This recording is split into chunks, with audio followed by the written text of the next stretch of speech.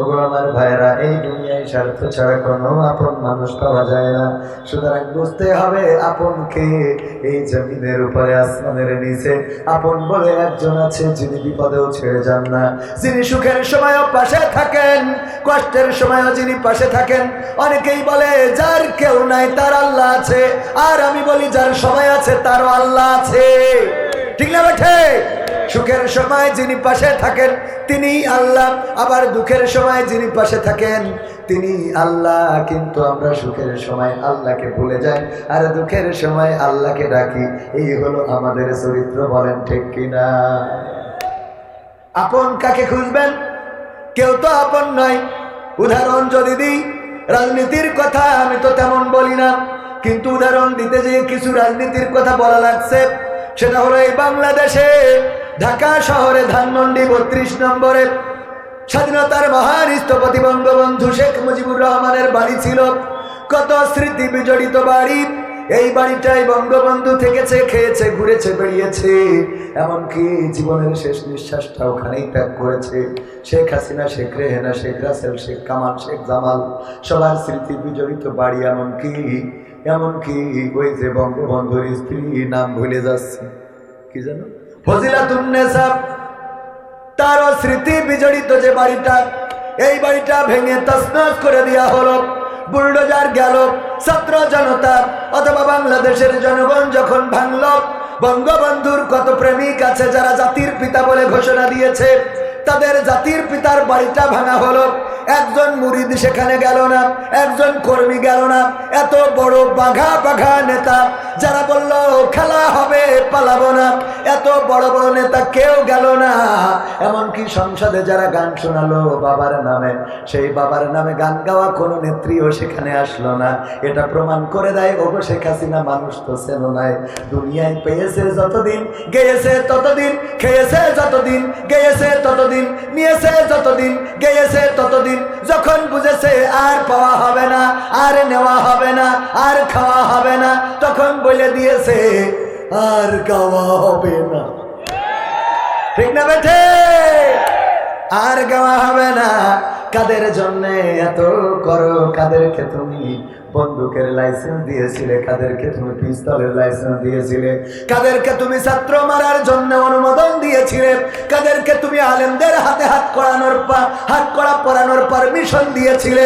কাদেরকে দিয়ে তুমি কোরআনের খাদেমদেরকে ফাঁসির কাস্টে ঝুলিয়েছিলে? কাদেরকে দিয়ে তুমি গুম করিয়েছিলে, খুন করিয়েছিলে? এই তারাই তোমাকে ভুলে গিয়েছে। ওই বিদেশে বসে তারা বলে রাস্তায় নামো, লিফলেট বিতরণ করো, যাও, আন্দোলনে তোমরা সম্পৃক্ত হও। এই পাগলরা জানে না, বোঝেও না, এক শিয়ালের লেজ কাটা পড়ার কারণে ওই শিয়াল সবাইরে বুঝাইলো এই লেজ থেকে লাভটা কি, তার কাজটা কি, প্রয়োজনটা কি। যেমন আমার গালিব ভাই দাওয়াত তেমন পায় না বলে ৮০,০০০ ৯০,০০০ টাকা নেয়, বোঝেননি? দাওয়াত পাইলে এই কথা বলতো না, কারণ একটা শিয়ালের লেজ কাটা। সে এই লেজ কাটা থাকার কারণে বলা শুরু করলো এই লেজ থেকে লাভ কি, কারণটা কি, দরকারটা কি, প্রয়োজনটা কি, বরং ক্ষতির মধ্যে পড়তে হয়। ওগো আমার ভাইয়েরা, মাথায় রাখবেন, যারা বিদেশে গিয়েছে ওরা তো বুঝেই গিয়েছে যে এই দেশে আর থাকা হবে না, দেশে গেলেই জেলে যাওয়া লাগবে। সুতরাং যারা ভালো আছে ওদের সাদা গায়ে কাদা লাগানোর দরকার। ওদেরকে এখন পাম মেরে রাস্তায় নামাইতে হবে, যাতে করে ওরাও জেলে যাইতে পারে। ঠিক না বেঠে? কারণ তুমি এত বড় নেতা বললে যে পালাবো না, বললে তুমি চলে গেলে, আর এখন কাউ লিফলেট নিয়ে রাস্তায় থাকতে আমার পাগল পাইছাও, কথা কয় না? এত পাগল আমি হইনি। তুমি রাস্তায় সামনে এসে নেতৃত্ব দাও, আমি তোমার পিছনে জয় বাংলা বলি কিনা দেখো, কথা কয় না? আর নেতৃত্ব সামনে না দিয়ে কোনো পাগল যদি রাস্তায় নামে, হয় বুঝতে হবে এটা মেন্টাল, আর তা না হলে বুঝতে হবে এর পা থেকে মাথা পর্যন্ত, মা থেকে পাতা পর্যন্ত না, পা থেকে মাথা পর্যন্ত পুরাটাই শয়তানে গ্রাস করে ফেলেছে। কারণ নিজের ভালো তো পাগলেও বোঝে, কথা কয় না? নিজের ভালো পাগলেও বোঝে না। পাগলের একটা সিড়া টাকা দিয়ে দেখেন দিন নিতে যাবে না, সিড়া টাকা দিয়ে কি করতে? তো তোর হাতে একটা লিফলেট ধরা দিলে তো সিডা টাকা, কারণ তোর লিডার যারা সব নিরাপদ গন্তব্যে চলে গেছে, কেউ টাকা মেরে গেছে, কেউ বর্ডার পার হয়ে গেছে, আর যে কটা জাতি পারিনি সে কটা তো এখন বলছে একটু দুয়া কর। ঠিক না বেঁচে? ক্ষমতায় কেউ স্থায়ী হয় না, হোক না সে হাসিনা কিবারে না, সে আরটা চিরকাল থাকে না। ক্ষমতায় কেউ স্থায়ী হয় না, মুজিবুর বেশি দিন থাকেনি, জিয়াউর কেউ তো রাখেনি। ঠিক না বেঠে? মুজিবুর বেশি দিন থাকেনি, জিয়াউর কেউ তো রাখেনি। এরশাদ চলে গেছে পৃথিবী ছেড়ে, এরশাদ চলে গেছে পৃথিবী ছেড়ে, কেউ আজ তার কথা কয় না। পছন্দ হলো না কথা? বলেন বাবারে, আওয়াজ না বেরোলে আমার বেরোবে না, কিন্তু আপনাদের আওয়াজ বেরোচ্ছে না কেন? ক্ষমতায় কেউ স্থায়ী হয় না, হোক না সে হাসিনা কিবারে না, সে আরটা চিরকাল থাকে না। ক্ষমতায় কেউ স্থায়ী হয় না, হাসিনা ক্ষমতা ধরে রাখতে আয়না ঘর বানিয়েছিল, জনগণের রোশনালে দাদার দেশে পালিয়ে গেল। হাসিনা ক্ষমতা ধরে রাখতে আয়না ঘর বানিয়েছিল, জনগণের রোশনালে দাদার দেশে পালিয়ে গেল। ডিবি হারুনের পাশে আর, ডিবি হারুনের পাশে আর পরিমণিদের দেখা যায় না। ঠিক না বেঠে? ক্ষমতায় কেউ স্থায়ী হয় না, হোক না সে হাসিনা কিবারে না, সে আরটা চিরকাল থাকে না। সে আর কি চিরকাল থাকে না? থাকে না। আমার আগে ছিল আমাদের আসাদুল্লাহ গালিব ভাই, তিনি আলোচনা করেছিলেন চেয়ার যতক্ষণ ছিল পাওয়ারও ছিল, যা মনে চেয়েছে বলেছে। এখন আবার পাশে বসা, এখন চেয়ার আমার, এই জন্যই ডাইরেক্ট মেরে দিচ্ছি। ঠিক না বেঠে? কারণ যখন যার চেয়ার তখন তার পাওয়ার, সে যেইভাবে বলবে সেইভাবে শোনাই লাগবে, সে যেইভাবে বলবে সেইভাবে করাই লাগবে। এখন ডক্টর ইউনূস চেয়ারের মালিক, দেখেন অপারেশন কি ডেভিল হান্ট শুরু করেছে। কি অপারেশন ডেভিল হান্ট? থানায় পুলিশ গ্রেপ্তার হচ্ছে, এটা বিশাল ম্যাজিক না? থানায় পুলিশ গ্রেপ্তার হচ্ছে। এতদিন আমাদের ধরে নিয়ে থানায় রিমান্ডে নির্যাতন করেছে, নিষ্পেষণ করেছে। আমাদেরকে নির্যাতন নিষ্পেষণ করেই ক্ষান্ত হয় নাই, যা মনে চেয়েছে তাই করেছে, ব্ল্যাকমেইল করেছে, পরিবার থেকে টাকা নিয়েছে, সম্পদ নিয়েছে। ও আমার ভাইয়েরা, যারা এই কাজগুলো করলো, আল্লাহ বলল দেখো আমি ছাড় দিই কিন্তু ছেড়ে দিই না। এরপরেও যদি শিক্ষা না হয়, ওর শিক্ষার কিয়ামত পর্যন্ত হবে। এরপরেও যদি না বোঝে, ওর কিয়ামত পর্যন্ত আর বোঝানো সম্ভব হবে না? হবে না। এত কিছু দেখার পরেও যদি তোমার লজ্জা না হয়, চায়ের দোকানে বিড়ি টানে আর বলে আগেই তো ভালো ছিলাম। ঠিক না বেঠে? ওর এরপরেও যদি শিক্ষা না হয়, আর শিক্ষা হবে? আগেই তো ভালো ছিলাম বলার জন্য তারা একটা মাস্টার মাইন্ড করেছে, একটা পরিকল্পনা গ্রহণ করেছে। সেই পরিকল্পনা কি? এই বাংলাদেশে অস্থিতিশীল পরিবেশ তৈরি করতে হবে, মানুষকে সুখে থাকতে দেওয়া যাবে না, মানুষ যেন ঘুমাতে না পারে, রাতের অন্ধকারে ছিনতাই বাড়িয়ে দিতে হবে, রাস্তায় দাঁড়িয়ে গাড়ি থামিয়ে ছিনতাই করতে হবে, চাঁদাবাজি করতে হবে, এমনকি ধর্ষণ, খুন, গুম, অপহরণ এগুলো বাড়িয়ে দিতে হবে। এই কারণে যে যেন মানুষ বলতে পারে এর থেকে তো আগে ভালো ছিলাম। কথা বোঝেননি? উদাহরণ দিতে যেয়ে যদি বলি, আল্লামা দেলোয়ার হুসাইন সাইদি একটা উদাহরণ ব্যবহার করেছিলেন অনেক আগে, সম্ভবত 2000 সালেরও আগে। উনি বললেন যে এক কাফন চোর মারা যাওয়ার সময় সন্তানদেরকে বলল, সবাই তো আমার কাফন চোরা বলে, আমি মারা যাওয়ার পরে তোমরা এমন কিছু করবা যাতে অন্তত মানুষ আমারে ভালো বলে। মানুষ কি করে? আমারে ভালো বলে। আমি ভালো কাজ করার কারণে আমার আব্বার খুব ভালো বলে, এরকম মানুষ নাই যে তোমার থেকে তোমার আব্বা ভালো ছিল, এই কথা তোমার একটা বলে না। কয় তোমার আব্বা কি ছিল, তুমি তো তার থেকে ছাড়াই গেছাও, এরকম অনেকেই বলে। আল্লাহ আব্বার থেকে তো আর ছাড়ানো যায় না। আব্বা এই পথটা ধরিয়ে দিয়েছিলেন, সেই পথটায় চলছি আলহামদুলিল্লাহ। আব্বাকে খারাপ তো আর বলে না, কি খারাপ তো আর বলে না যে ওর মধ্যে বাপ খারাপ, এই জন্য ওর খারাপ। অনেকেই বলে না যে তোর কথা শুনে বোঝাই যায় তোর জন্মটা কেমন, এরকম আছে না? বাবারে গালি খাওয়ায়, মারে গালি খাওয়ায়। বিশ্ব নবী সাল্লাল্লাহু আলাইহি সাল্লাম বলেছেন তোমরা তোমাদের মাকে গালি দিও না। আল্লাহ নবী সাহাবীরা বলেন ওগো বিশ্ব নবী, কেউ কি তার মাকে গালি দিতে পারে? তোমরা যখন তোমাদের অপরের মাকে গালি দাও তখন সে তোমাদের মাকে গালি দেয়। সুতরাং প্রকৃত অর্থে তোমরা তোমাদের মাকে গালি খাওয়াও, এই গালির জন্য তুমি দায়ী থাকবা। এই জন্য আমরা কোনো কারো মাকে, কারো বাবাকে তুলে গালি দেব না। কে আপনি যদি কাউকে বলেন এই তোরে তো দেখি মনে হয় তুই একটা বেজন্মা, ও বল বেজন্মা তো আমি না, বেজন্মা তো তুই, এরকম রিপ্লাই করে না, করে না? তো এই জন্যে আমরা এরকম কথা বলবো না। শুধু তাই নয়, বিশ্বনবী বলেছেন তোমরা রবকে গালি দিও না, আল্লাহকে গালি দিও না। কয় আল্লাহকে গালি দেওয়া যায়? কয় তোমরা অন্যদের দেবতাকে গালি দিলে তারা তোমাদের রবকে গালি দিবে। এটাতে প্রকৃত অর্থে তোমরা তোমাদের রবকে গালি দিবে, অন্য দেবতাকেও গালি দেওয়া যাবে না। বিশ্বনবীর কথা। সম্মানিত ভাইরা, তো আল্লামা সাইদি বললেন যে ওসিয়ত করেছে আমি মারা যাওয়ার পরে তোমরা এমন কোনো ভালো কাজ করবা যাতে করে অন্তত আমারে মানুষে ভালো বলে। তো ওরা চিন্তা করলো তাহলে আব্বা কাপড় চুরি করতো, আমরাও এই কাপড় চুরি অন্তত করা যাবে, আমরা নামাজ পড়া শুরু করি। তো ওরা 5 ওয়াক্ত বা জামাত আমাদের গালিব ভাইয়ের পিছনে নামাজ পড়ে। নামাজ পড়ে মানুষে কয় কাপড় চোরের ছেলেরা আবার নামাজি হয়েছে, বলেন? তো তাইলে আব্বারে কি ভালো করলো? তো চিন্তা করলো তাইলে নামাজ পড়ার জায়গায় আরো একটু ভালো কাজ করি। কি করা যায়? প্রতি ওয়াক্তে কিছু জিলেপি, কিছু তাবারক নিয়ে আসে মসজিদে, নিয়ে এসে যারা নামাজ পড়ে তাদেরকে খাওয়ায়। বাচ্চাদের জন্য চকলেট, কাঠি লজেন এগুলো আয়োজন করে বাচ্চাদেরকে দিল, যে প্রতি ওয়াক্তে দেয়। কয় এগুলো দেয় কে? কয় ওই যে কাপন চোরা ছেলেরা দেয়। তাইলে কি আব্বারে ভালো করলো? তাও কইলো না। ওরা পরামর্শ করলো আমার আব্বা তো ভালো বলে না, কি করা যায়? কইলে এর থেকে বড় কিছু করতে হবে। কি করা যায়? এলাকায় গরিব দুঃখী মিসকিন এতিম অসহায় যারা আছে, শীতের পোশাক নাই, আমরা তাদেরকে সহযোগিতা করব। তো সহযোগিতা করে, যার ঘর বাড়ি নাই ঘর করে দেয়, ছাগল নাই ছাগল দেয়, গরু নাই গরু দেয়। ছাগল নিয়ে টানতে টানতে যাচ্ছে, জিজ্ঞেস করলো ছাগল কে দেছে?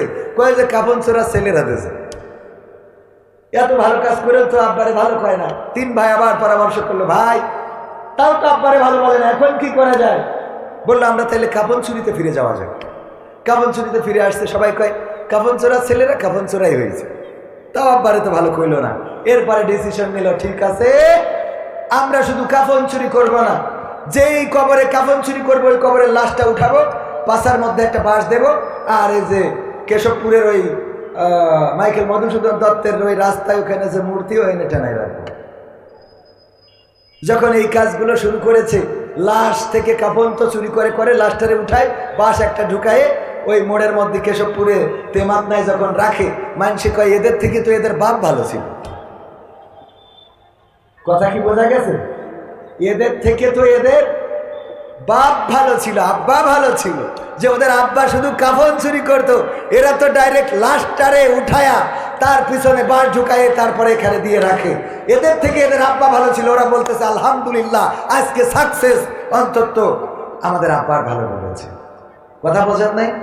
তো এই কাজ করার জন্য সন্তানদেরকে লাগিয়ে দেওয়া হয়েছে যে জাতির সন্তানেরা তোমরা রাজপথে না নামতে পারো, দিনের আলোতে না বের হতে পারো। প্রকাশ তো পেয়ে গেছে, তারা বলেছে আমরা দিনের ঢাকায় যদি বেড়াতে না পারি, রাতের ঢাকায় কাউকে ঘুমাতে দেব না। এই জন্য পরিকল্পনা করে অন্যায় অনাচার পাপাচার কদাচার বাড়িয়ে দেওয়া হচ্ছে। আর এইগুলো যেন করার পরে মানুষ যেন বলতে পারে আগেই তো ভালো ছিলাম। কথা কি বোঝা গেছে? এই জন্য আগেই ভালো ছিলাম এই কথা বলতে দেওয়া হবে না। আর আমার প্রশাসনেরও অনেক ভাই আছে, আমাদের বেনজির সাহেব বলেছে যে 90% আল্লাহর ওলিদের লোক। বলেছে না বলে নাই? বেনজির বোঝেন তো? বেনজির আইজিপি সাহেব বলেছেন যে 90% আমাদের লোক। এই জন্য চোখের সামনে ছিনতাই হয়, পুলিশকে ডেকে পাওয়া যায় না। ও তো চাই যে হোক আমরা একটু, কারণ ওই সময় মাল যেভাবে পেয়েছে সেভাবে টেনেছে, ঘুষ খুন গুম সবকিছুর লাইসেন্স ছিল, বলেন ঠিক কিনা? গতকালকেও পুলিশ উপস্থিত ছিল মাহফিলে। আমি বলেছি পুলিশ আর জনগণের উপরে লাঠি ঘুরাতে পারবে না, জনগণ পুলিশের উপরে লাঠি ঘুরাবে। কারণ আমাদের ট্যাক্সের টাকায় বেতন নিবা, আমাদের টাকায় তোমার বউয়ের লিপস্টিক কিনবা, আমাদের টাকায় তোমাদের বউয়ের ব্লাউজ শাড়ি সায়া ব্রা কিনবা, আর আমাদের উপরে তোমাদের বন্দুককে তাক করবা। এটা বাংলাদেশে আর হতে দেওয়া হবে না। এই জন্য এখন থানায় থানায় পুলিশ গ্রেপ্তার হচ্ছে। এরপরেও যদি বাকি যারা আছে হেদায়েত না হয়, মাথায় রাখবা তোমাদের অবস্থা ভয়াবহ হবে ইনশাআল্লাহ। কারণ আল্লাহ রাব্বুল আলামিন ছাড় দেন কিন্তু ছেড়ে দেন না। আর যারা মনে করো, অনেকেই বলে আমরা ফিরবো ভয়ঙ্কর রূপে, আমরা তো আমাদের জীবনটা আল্লাহর কাছে বিক্রি করে দিয়েছি। আমরা বলেছি ইন্না সালাতি ওয়া নুসুকি ওয়া মাহইয়ায়া ওয়া মামাতি লিল্লাহি রাব্বিল আলামিন। নিশ্চয় আমাদের নামাজ, আমাদের কুরবানি, আমাদের জীবন, আমাদের মরণ সবকিছু বিশ্ব প্রতিপালক আল্লাহর জন্য। আমরা তো আমাদের জীবনকে আল্লাহর রাস্তায় সঁপে দিয়েছি। আমাদের মৃত্যুর ভয় দেখাও। একজন মনীষী বলেছিলেন, কারাগারে যখন তাকে ফেলে বলেছিল তোমাকে আমরা খাইতে দেব না, পিপাসায় পানি দেব না, তোমার প্রয়োজন মিটাতে দেব না। ওই লোকটি বলেছিল আমাকে খাওয়ার ভয় দেখাও, আমাকে পিপাসার ভয় দেখাও, আমাকে ক্ষুধার ভয় দেখাও। অথচ তোমরা জানোই না আমরা তো সেই জাতি যারা প্রতিটা বছরে একটা মাস করে না খাওয়ার ট্রেনিং করে থাকি। বলেন ঠিক কিনা? তোমরা আমাদের ভয় দেখাও, আমাদেরকে পৃথিবী ছাড়া করবা। তোমরা আমাদেরকে ভয় দেখাও, আমাদের জেলখানায় ভরবা। তোমরা আমাদেরকে ভয় দেখাও, আমাদের নির্যাতন করবা। আমাদের রাসূলের সুন্নাহ হলো আমরা নির্যাতিত হব। আমাদের রাসূল শিখিয়েছেন, আমাদের কোরআন জানিয়েছেন, আমাদের মৃত্যুটা যদি শাহাদাতের মৃত্যু হয় তবে আমরা সেই সেতু পার হই, যেই সেতুটার নাম শাহাদাত, ওপারে আছে জান্নাত। সুতরাং ওই জান্নাতের জন্য জীবন দিতে আমরা কার্পণ্য বোধ করি না। ঠিক না ঠিক? বরং যার মনের মধ্যে শাহাদাতের তামান্না নাই, যার মনের মধ্যে শাহাদাতের চিন্তাটা নাই, যার মনের মধ্যে শহীদ মৃত্যুর তামান্না আকাঙ্ক্ষা নাই, এই মানুষটার মৃত্যু হবে মুনাফিকের মৃত্যু। কথাটা কার? হ্যাঁ, মানে আল্লাহর কথা বলি দিতে পারি বেশি কেন? আমরা জানি আর না জানি কালেমায় তৈয়বাটা পড়েন তো, লা ইলাহা ইল্লা আনতা সুবহানাকা ইন্নী কুনতু মিনাজ জালিমিন। মানে ও এইটা ওই যে বাসের মধ্যে থেকে শিখেছে কালেমায় তৈয়বা, মনে করে এটা এইভাবে বলা যাবে না। আল্লাহর নবী সাল্লাল্লাহু আলাইহি সাল্লাম বলেছেন, যদি কারো মনের মধ্যে শাহাদাতের তামান্না না থাকে, যদি কারো হৃদয়ের মধ্যে শহীদ মৃত্যুর আকাঙ্ক্ষা না থাকে, এই মানুষটার মৃত্যু হবে নেফাকির মৃত্যু, মুনাফিকের মৃত্যু। আর মুনাফিক এতটাই ভয়ঙ্কর, আল্লাহর নবী সাল্লাল্লাহু আলাইহি সাল্লাম বলেছেন মুনাফিকের অবস্থান হবে জাহান্নামের একেবারে নিম্নতম স্তরে। বলেন নাউযুবিল্লাহ। মুনাফিকের ভয় আল্লাহর রাসূলের সাহাবীরা এতটাই পেতেন, ওমর রাদিয়াল্লাহু তাআলা আনহুর উপরে আক্রমণ করা হলো। ফজরের নামাজের দ্বিতীয় রাকাতে যখন দাঁড়ালেন, সেই সময় আক্রমণ করা হলো। আক্রমণ করলেন আবু লুলু নামের একজন ইহুদির গোলাম। সে আক্রমণ করলো, তার খঞ্জরটা ছিল দুই দিকে ধারালো, মাঝখানে হাতল। সেই খঞ্জর দিয়ে ডাইনে চালাই বামে চালাই, যেই দিকে চালাই আহত হইতে পারবে। দুই দিকেই যেহেতু ধারালো জায়গা, এবং এই খঞ্জরটা বানিয়ে একটা মাস বিষের পাত্রে চুবানি দিয়ে রেখেছিল, যেন কাউকে আক্রমণ করলে সে আর পৃথিবীর পরে না বাঁচতে পারে। ওমর রাদিয়াল্লাহু তাআলা আনহুকে আক্রমণ করে পালানোর সময় আরো 7 জনকে ওই দিন শহীদ করেছিল। ও আমার ভাইয়েরা, এই আবু লুলু যখন আক্রমণ করলো, এমনকি আবু লুলু নিজেই যখন ধরা পড়ে গেল, নিজের ওই খঞ্জরটা দিয়ে নিজের গলাটা কেটে এই পৃথিবী থেকে বিদায় নিয়েছে। ওগো আমার ভাইরা, ওমর রাদিয়াল্লাহু তাআলা আনহু বেহুশ হয়ে পড়ে গেলেন। হুঁশ ফেরার পরে আল্লাহর নবীর খলিফা, আল্লাহর নবীর সাহাবীদেরকে ডাকলেন। আব্দুল্লাহ বিন ওমরকে ডেকে বললেন, যাও পানি নিয়ে আসো। সবাই চিন্তা করলো পানি পান করবে বুঝি ওমর, কিন্তু না, উজু করলেন। তারপরে উজু করার পরে নামাজ আদায় করলেন। বললেন, আমার ফজরের নামাজটা আমি কমপ্লিট করতে পারি নাই। এমন একটা সময়ে, যেই সময় পেটের ভুঁড়িটা বের হয়ে গেছে, পেটটা ছিদ্র হয়ে গেছে, ওমর আব্দুল্লাহ ইবনে ওমরের রুমাল দিয়ে, তোয়ালে দিয়ে পাগড়ি দিয়ে পেটটা বাঁধা, ওটা খুলে দিলে ভুঁড়িটা বের হয়ে যায়। যা পান করে ওই ভুঁড়ি দিয়ে বের হয়ে যায়, দুধ পান করলে দুধটাও বের হয়ে যায়। এই অবস্থায়ও ওমর রাদিয়াল্লাহু তাআলা নামাজ ছাড়ে নাই। আর আজকে ওয়াজ শুনতে এসে অনেকেই জহরের নামাজ পড়ে নাই। যদি হাত উঁচু করাই এই সংখ্যাটা বেশি। মানেন আর না মানেন, জহরের নামাজ পড়াই নাই, নামাজ পড়ে নাই, ফজরের নামাজ পড়ে এখানে আসে নাই। অনেক মানুষ আছেন, লাভটা কি ওয়াজ শুনে আপনার এই ওয়াজ জান্নাতে নিতে পারবে না। কিছুক্ষণ আগে রাজশাহী বাগমারা থেকে জামাতের এক আমির ফোন দিয়ে বললেন যে ভাই মাহফিল নিতে হবে। বললাম ফাঁকা নাই, কয় রোজার মাসে নিতে হবে। বললাম রোজার মাসে ইবাদতের মাস, এই মাসে ইবাদত এবং ইতিকাফ করে কাটিয়ে দেব, এই মাসটা আমি কোনো মাহফিল করব না। কয় মাহফিল হলো দিনের কাজ, আল্লাহর কাজ। আমি বললাম এটা আপনার শিখাইছে কিডা? মাহফিলে শ্রোতা যারা আসে ওরা মজা নেওয়ার জন্য আসে। আমি আজ পর্যন্ত কোনো শ্রোতাকে পাই নাই যে দাঁড়িয়ে বলেছে হুজুর আল্লাহর নামে একটা সঙ্গীত শুনান, হুজুর রাসূলের নামে একটা সঙ্গীত শুনান, হুজুর একটা পরকালের আখিরাতের সঙ্গীত শুনান। বরং এখান থেকে দাঁড়িয়ে বলে হুজুর কাউয়া কাদেরের গান হবে। ঠিক না বেঠে? হুজুর কাউয়া কাদেরের গান শুনান, হুজুর যার লাগিয়ে এমবি ভরো এইটা শুনান। তার মানে শ্রোতাদের চাহিদা হলো এখানে এসে মজা মারতে হবে, কোনটা বললে মজা লাগে, একটু টেস্ট লাগে, সেইটা হইতে হবে। আর কমিটির চিন্তা হলো, আমার আলোচনার আগে বলছে হুজুর মাথায় রেখেন 4টের মধ্যে শেষ কালেকশন সহ, কিষণ সহ। তাহলে কমিটির চিন্তা হলো কালেকশন, আর হুজুর টাকা আগে বুঝে নিয়ে তারপরে এসেছে কবির বিন সামাদ। এই দিন আমি তো খুঁজে পেলাম না। হ্যাঁ ঠিক না ভাই? ঠিক। এইটা দিনের কাজ নয়। এখানে যেটা হয় 3 জনেরই স্বার্থ আছে না নাই? আমি ভালো কথা যদি বলি আজকে আপনারা যতক্ষণ ওয়াজ করব শুনতে বাধ্য, কারণ আমার পরে শ্রদ্ধাভাজন আমাদের প্রিয় ভাই আবরারুল হক কাসিফ সাহেব আছেন। এই জন্য এখন আমি ভালো বলি আর মন্দ বলি না, শুনে তুলতে যাইতে পারছি না। কিন্তু আমি যদি প্রধান বক্তা হইতাম, আমি সুর দিয়ে ওয়াজ করব, কোরআনের আয়াতের ব্যাখ্যা করব, তাফসীর করতে পারি না। অত বড় এখনো মুফাসসির হই নাই, আমি কোরআনের মুসাফির। কোরআনের কি মুসাফির? আমি মুফাসসির না। অনেকে বলে যে মুফাসসিরে কোরআন, আমি বলি আমার মুফাসসিরে কোরআন বলা যাবে না, আমি হলাম মুসাফিরে কোরআন। মানে সফর করে এসে কোরআন বলি, এর বাইরে কোনো যোগ্যতা নাই। একবার এক বক্তা বললেন যে আমি এক জায়গায় যাওয়ার পরে আমার সাথের সঙ্গীরা বলল চলেন যাই আলহাজের চায়ের দোকান থেকে একটু চা খেয়ে আসি। গেলাম, যে চায়ের দোকানদারের দেখে আমার মনে হলো না এই লোকটি অন্তত হজ করতে পারে, কারণ আলহাজ হইতে গেলে একটা মানে বডি ল্যাঙ্গুয়েজ থাকা দরকার আছে।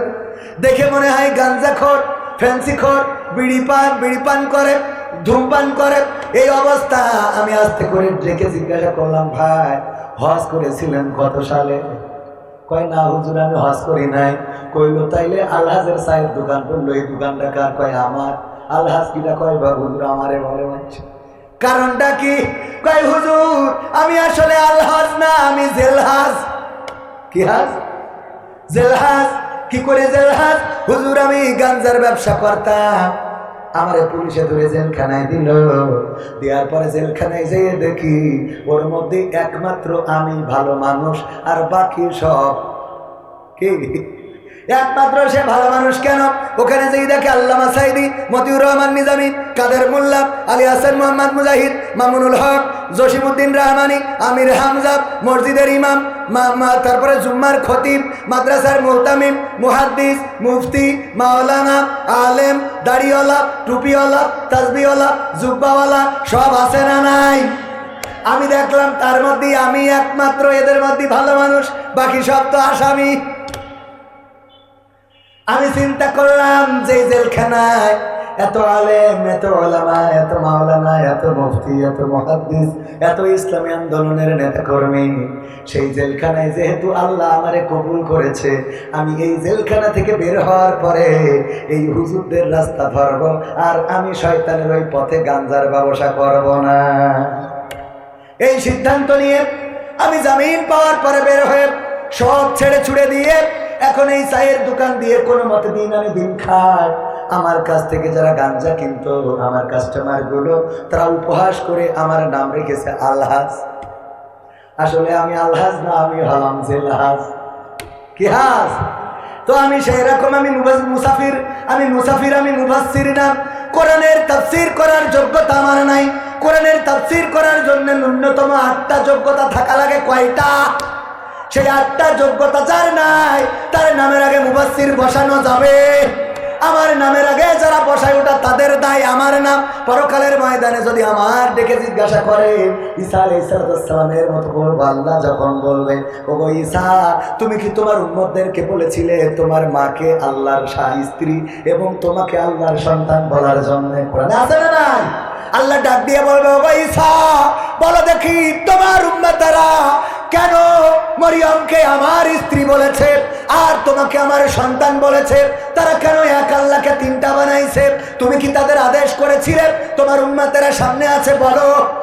ঈসা আলাইহিস সালাম বলবেন, আল্লাহ আমি তাদেরকে বলি দেন, এখানে তারা সাক্ষী আছে এমন কোন কথা, তুমি তো সবচেয়ে বড় সাক্ষী, তুমি তো আমার ভিতর বাহির, আমার প্রকাশ্য গোপন সবকিছু জানো। ওগো আল্লাহ, আমি তো এদেরকে এমন বলি নাই, তবে তুমি যদি চাও ক্ষমা করে দিতে। এ কথাটাও ঈসা আলাইহিস সালাম বলবেন যে এরপরে যদি তুমি চাও সেটা ক্ষমা করে দিতে পারো, এটা তোমার ইখতিয়ার। আল্লাহ রাব্বুল আলামিন চাইলে ক্ষমা করতে পারে না পারেন?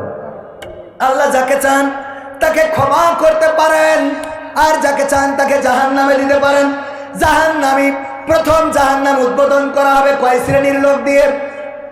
আমি তো দেখাই দিছি, তা বলেন বলেন, একটু কথা বলা যাবে না? বাবারে, আমি রোজা রেখে কথা বলছেন, আপনারা তো মোটামুটি সকালে খাইছেন না? রোজা আছেন এখন নাই তো, মানে হাত তোলারও দরকার নেই, অনেকেই থাকতেও পারে। আওয়াজ আমার থেকে আপনাদের বেশি হওয়ার কথা না। অনেকেই মনে করেন হুজুর টাকা আনেছেন বলে তো আপনার আওয়াজ দিতেই হবে, এরা মনে করতেছে। টাকা নিয়েও হুজুরি পাওয়া যায় না, পাবো এখন আর সে হুজুর নেই। হ্যাঁ, গালিব ভাই দেখছেন না? হ্যাঁ, এখন সে হুজুর নেই, এখন কুপান দিয়ে থাকবে আনতে কথা কি বুঝাবে? কন্ডিশন দিন দিন যত বড় হচ্ছে তত কন্ডিশন করতেছে, এই করতে ওই করতে ওই করতে ওই করতে। হ্যাঁ, আল্লাহ কবুল করুন, বলেন আমি। মাহফিল যেদিন আল্লাহর জন্য হবে সেদিন আমি আল্লাহর জন্য করব।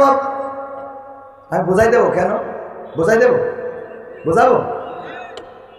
কোনো কারণে যদি এখানে না আসতে পারি তাইলে কোন কমিটির লোক আমাকে গালমন্দ করতে পারবে না, আমার নিয়ে ফেসবুকে লেখালেখি করতে পারবে না, আমার নিয়ে বাজে কথা বলতে পারবে না, বলবে যে হুজুরের সমস্যা ছিল তাই আসে নাই। কথা বলছেন? ভালো করে বুঝাই দিই। আল্লাহর জন্য নামাজ পড়েন। কি পড়েন? নামাজ। এই মসজিদে জহরের নামাজ যারা পড়েননি, কারোর কি ধরি কেউ কোনো কথা বলেছে?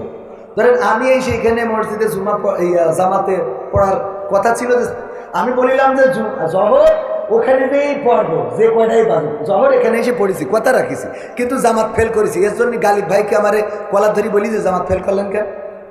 আজকে এই মাহফিলে যদি মাগরিবের সময় আমি আসতাম, বলেন তো আমার পাঞ্জাবি টাঞ্জাবি থাকতো কিছু? মাহফিল শেষ হবে 4টেই, আপনি মাগরিবের সময় আসেন কি কেন? গা দেখার কথা কয় না। তাহলে নামাজটা কার জন্যে? আমি দেরি করে পড়লাম, আমার কেউ কৈফিয়ত মেলে না। কৈফিয়ত দেবো কার কাছে? মাহফিল যেদিন করবো আল্লাহর জন্যে, আসা না আসার জন্য কৈফিয়ত হবে আল্লাহর কাছে। কমিটি যেদিন বলবে আমরা কোনো কৈফিয়ত নেব না, সেই দিন কমিটির থেকে 1 টাকাও নেব না।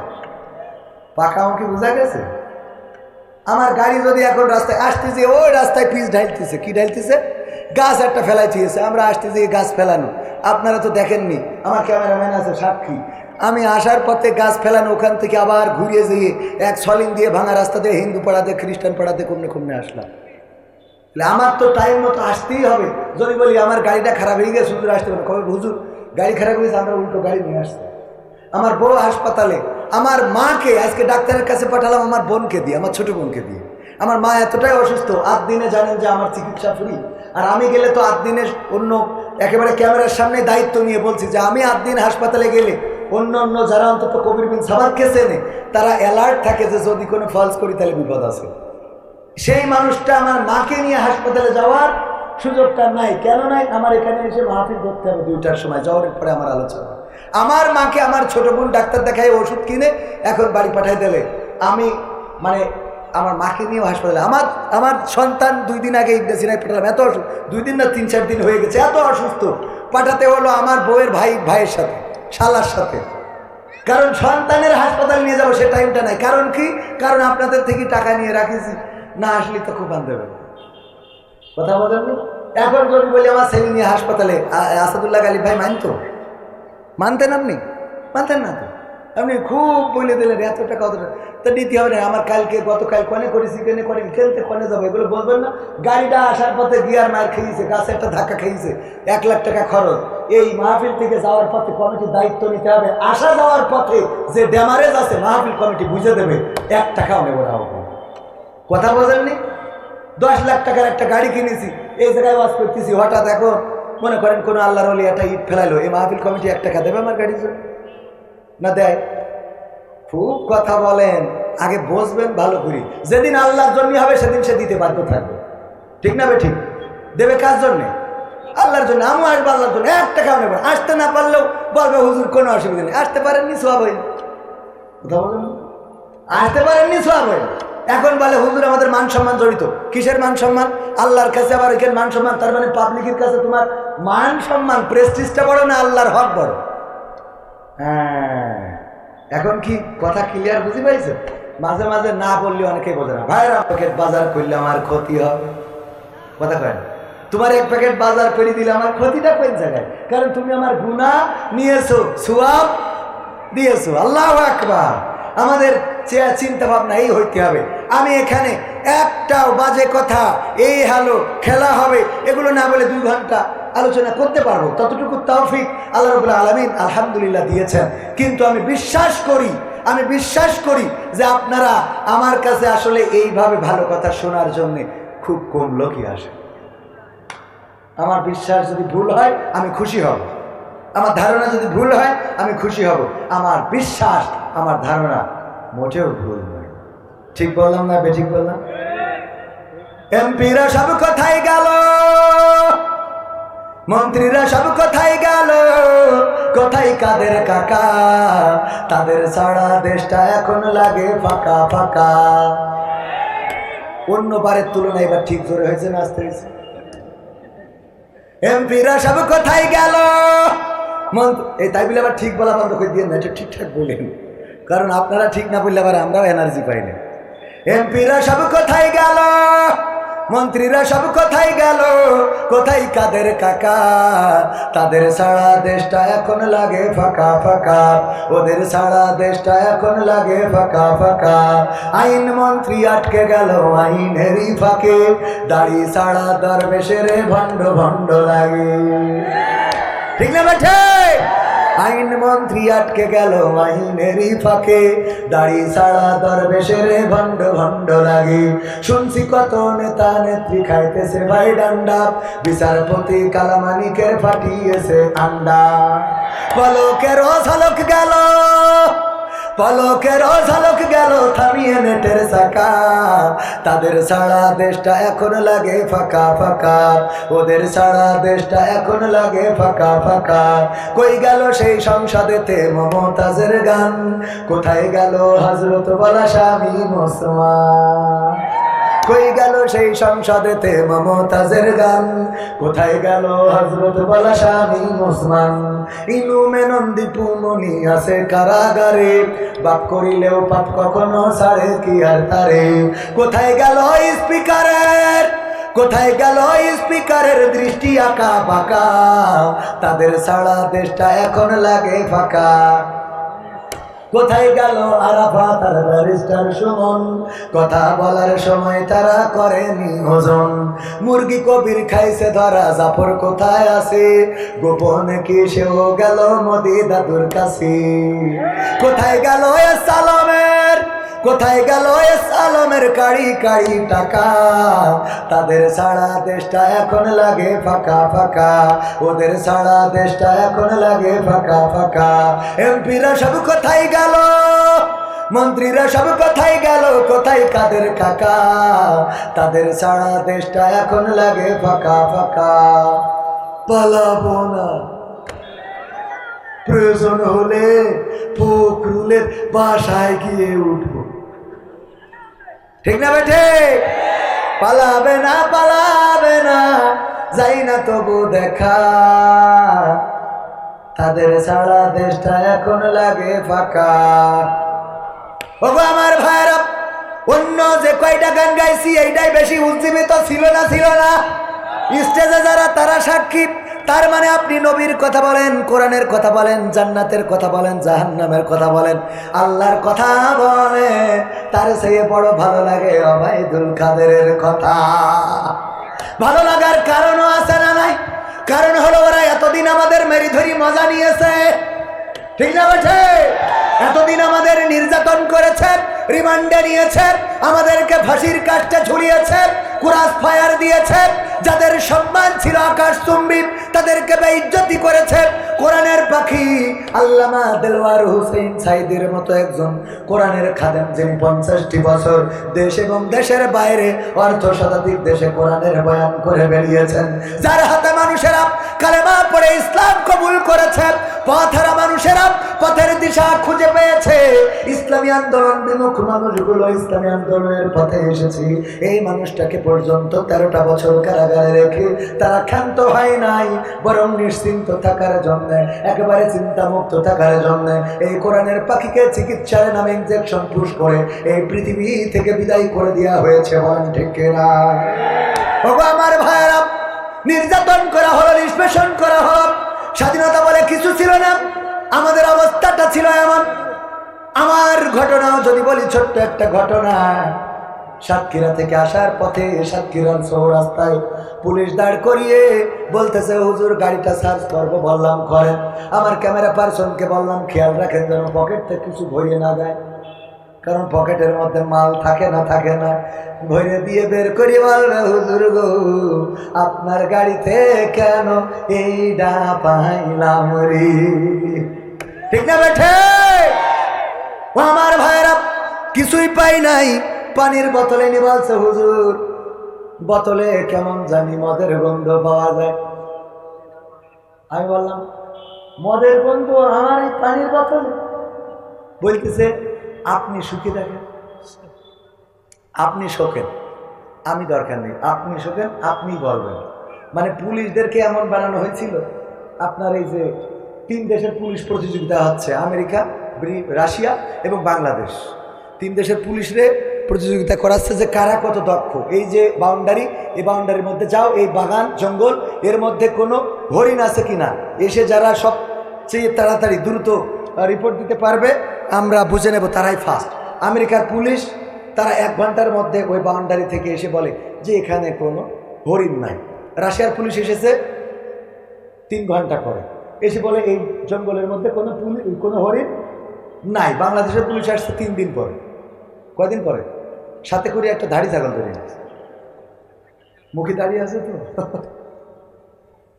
ধরে এনেছে। এসে বলতেছে, এই যে আমাদের একটু সময় লেগে গেল আসতে, কারণটা কি? কয় এই জঙ্গলে তো কোনো হরিণ নাই। হরিণ যে নাই আমেরিকার পুলিশ 1 ঘন্টায় বুঝেছে, রাশিয়ার পুলিশ 3 ঘন্টায় বুঝেছে। তোমাদের 3 দিন কেন লাগলো? 3 দিন লেগে গেল এই জন্য আমাদের তো পাঠাইছেন এই জঙ্গলে হরিণ আছে কিনা খুঁজে দেখতে। আমরা খুঁজে খুঁজে কোনো হরিণ না পাওয়ার পরে 3 দিন ধরে টেনশন করছিলাম, কি করা যায়। আমরা পরে পরামর্শ করলাম, যাই হোক আমরা খালি হাতে ফেরা যাবে না। এই জন্য হঠাৎ করে দেখি এই ধাড়িটা সামনে দিয়ে যাচ্ছে, এই ছাগলটা অমনি ধরে গ্রেপ্তার করে নিয়ে আসেছি। কয়েকটা ফায়দাটা কি? ফায়দা হলো আপনি পাঠাইছেন হরিণ খোঁজার জন্য, যেহেতু জঙ্গলে হরিণ পাই নাই, এই ছাগলটারে 15 দিন রিমান্ড রেখে দেন। রিমান্ডে নিলে এই ছাগল নিজে মুখে বলবে আমি হরিণ, এই ছাগল নিজেই স্বীকার করে নেবে আমি হরিণ। হুজুর আপনি সুখে থাকেন, মদের গন্ধ আছে না নাই? হুজুর সুখে যদি না পায় তাইলে হুজুরের হাতে হাত করা লাগাবে, জেলখানায় নিয়ে যাবে, রিমান্ডে নেবে। তারপরে হুজুরের আবার ওই বোতল শুকাই বলবে, হুজুর বলেন দেখি মদের গন্ধ পাওয়া যায় নাকি যায় না? হুজুর ডিম খাওয়ার ভয়তে বলবে যে হ্যাঁ পাওয়া যায়। বুঝলেন? নিজে মুখে বলবে। বুদ্ধি ছিল না। এই কাজগুলো করা হয়েছে। আলেম ওলামাদের নির্যাতন, পুলিশ যা চেয়েছে তাই করেছে। যার নামে ইচ্ছা মামলা দিয়েছে, যার নামে ইচ্ছা রিমান্ড ডেকেছে, যার নামে ইচ্ছা যা ইচ্ছা মামলা দিয়েছে। জীবনে যে মুরগি পর্যন্ত আমি কত বছর হয়ে গেল আমার মনেও পড়ে না, আমি নিজে প্রতিদিন গোশত খাইলেও কোনো মুরগি, গরু, ছাগল, হাঁস, পাখি কোনো কিছু আমি নিজে জবাই করি না। আমি নিজে জবাই করি না, আমার কষ্ট লাগে। খাওয়ার সময় আরাম লাগে, কিন্তু নিজে জবাই করি না, কষ্ট লাগে। যে একটা প্রাণী একেবারে চোখের সামনে মেরে ফেলছে সাথে সাথে, যদিও আল্লাহ হালাল করেছেন, এটা হারাম করার কোনো ই নাই। আমি এটা আমার ব্যক্তিগত বিষয় যে আমি কোনো কিছু জবাই করি না। আমার বাড়ির মুরগি জবাই করার জন্য পাড়ার লোক, পাড়ার মানুষ ডেকে আনা লাগে যে আমার এটা জবাই করে দেয়। তো এই যে মুরগি জবাই করি না, অথচ আমার সামনে দেখা যাবে যে মেশিন একটা ধরাই দিয়ে 3টা হত্যা মামলার আসামি, কথা কয় না। অথচ আমি তো বলেই দিলাম যে আমি মুরগি জবাই করি না, তাইলে বলতেন যে মেশিন এটা তো আরো পরের কথা, মুরগি জবাই করে না সে মানুষ মারবে, এটা কল্পনা করা যায়। এই জন্য মানুষ উজ্জীবিত হয়, আপনাদের মাথায় রাখতে হবে। এরপরেও যদি যারা এখনো সেই পক্ষে কথা বলেন, লিফলেট বিতরণ করেন, রাজপথে দাঁড়াতে চান, পোস্টার মারতে চান, তাদেরকে বলতে চাই আপনাদের লজ্জার কোনোভাবে হবে। এত কিছুর পরেও আপনাদের মনে হয় না পিলখানায় হত্যাকাণ্ড চালালো, ছাত্র জনতার বুকে গুলি চালালো, আলেম ওলামাদের নির্যাতন করলো, নিরপরাধ মানুষদেরকে জেলে ভরলো, ফাঁসির কাস্টে ঝুলিয়ে শহীদ করলো, আল্লামা সাঈদীকে ইনজেকশন পুশ করলো। এত কিছু করার পরেও আপনারা বলেন যে আগেই তো ভালো ছিলাম। তার মানে আপনাদের অবস্থা হলো কোনোভাবে লজ্জা হওয়া সম্ভব না।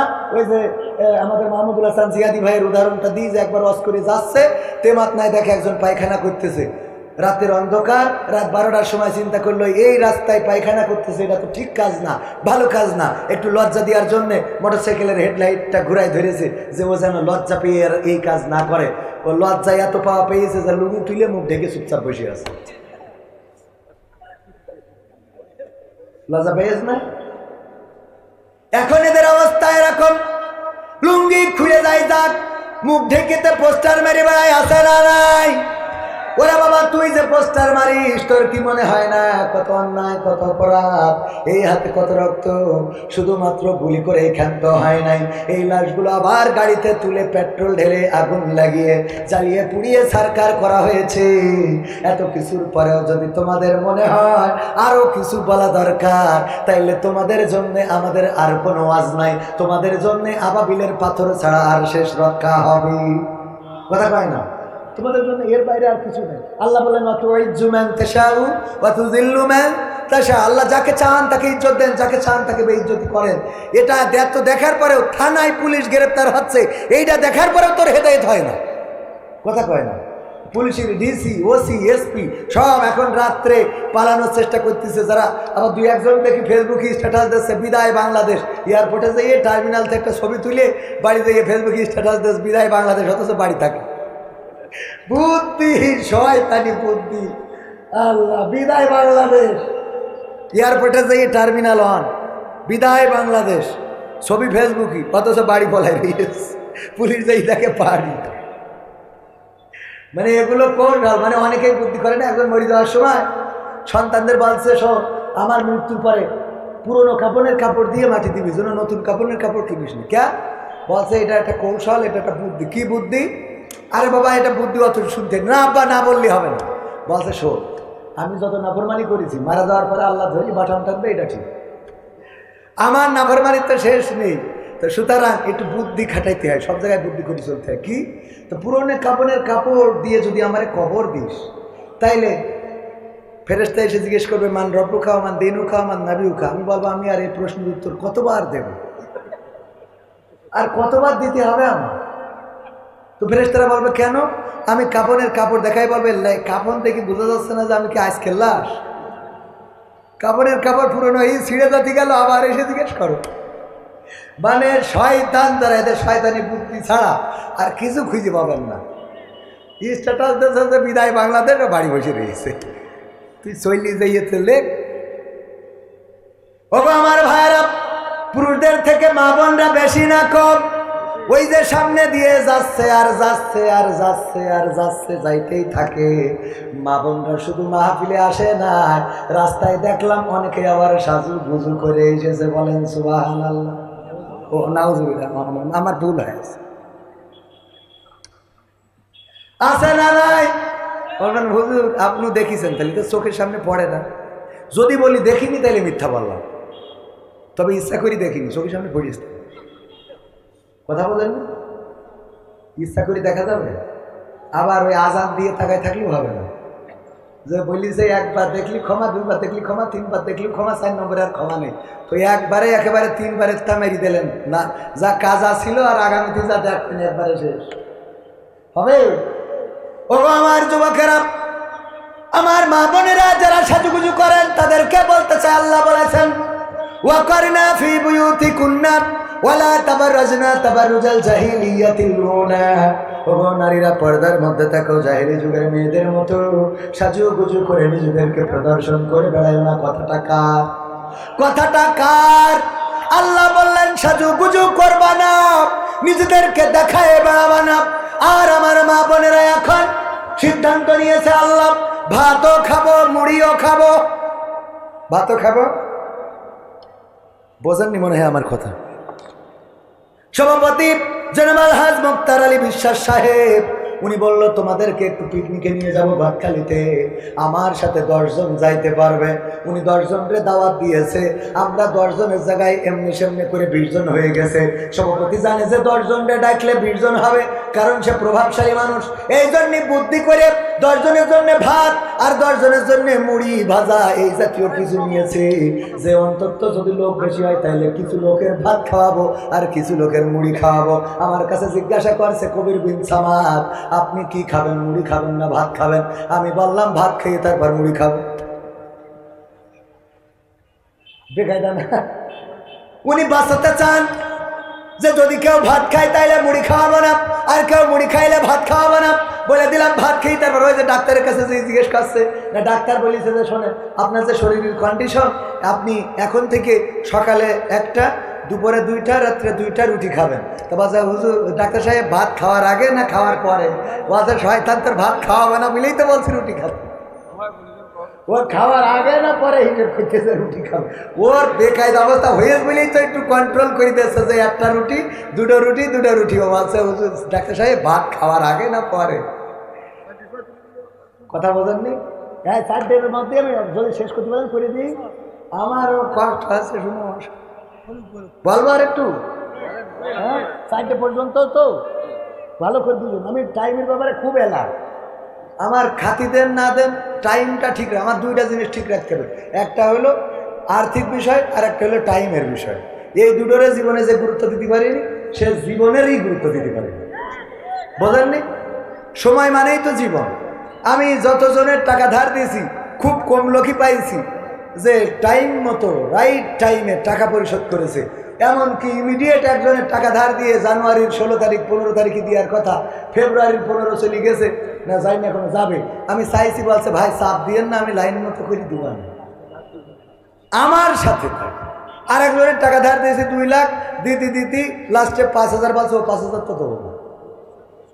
এমন আছে কলা বেচা টাকা, কি করবেন টুকটাক টুকটাক করে। এই জন্যে এই জায়গাগুলো গুরুত্ব দেওয়ার দরকার আছে না? লেনদেনে যার স্বচ্ছতা নাই সেই ব্যক্তির জীবনের কোনো স্বচ্ছতা নাই। যদি সে দাড়িওয়ালা হয়, হুজুর হয়, ইমাম হয়, মাওলানা হয়, মৌলবী হয়, তাও একই অবস্থা। আর টাইমের যে সচেতন না সে জীবনকে গুরুত্ব দিতে পারে না। ওগো আমার মা বোনেরা সাজুগুজু করবেন। আল্লাহ রাব্বুল আলামিন বললেন ওগো নারীরা তোমরা সাজুগুজু করো না, পর্দার মধ্যে থাকো। আর জাহিলি যুগের মেয়েদের মতো বেপরদা হয়ে নিজেদেরকে প্রদর্শন করে বেড়াইও না। এখন বেশি দূর যাওয়া লাগবে না, গদখালিতে যান। কথা কয় না? ওয়েলদে শাড়ি, মাথায় ফুল, ঠোঁটে লিপস্টিক, তারপরে আবার তার কাটার বেড়া কালো করে বাউন্ডারি আছে না নাই? ওরে বাবা কালো মানুষটা আলকাতরা বেগমটাও পরিমণি এত সাজুগুজু করেছে ওই গদখালিতে, আবার ফুল মাথায়। এইগুলো দেখার জন্য আমার যুবকেরা যায়, ওই দেখে মাথা নষ্ট হয়ে যায়। আব্বা বিয়ে দে, বিয়ে দে, বিয়ে। এইগুলো দেখে বিয়ে না দিয়ে রাসূলের হাদিস দিয়েও তো বিয়ের অনুরোধ জানানো যায়। রাসূলের হাদিস আছে না? বিশ্বনবী বললেন ওগো আমার সাহাবীরা শুনে নাও, যদি তোমরা স্ত্রীদের সাথে মিলন করো, যদি নারীদের সাথে স্ত্রীদের সাথে সঙ্গম করো, তোমাদের স্ত্রীদের সাথে যখন তোমরা একান্তে সময় কাটাও। এই সময়ের জন্যও আল্লাহ রাব্বুল আলামিন তোমাদের আমল নামায় সওয়াব লিখে দেন।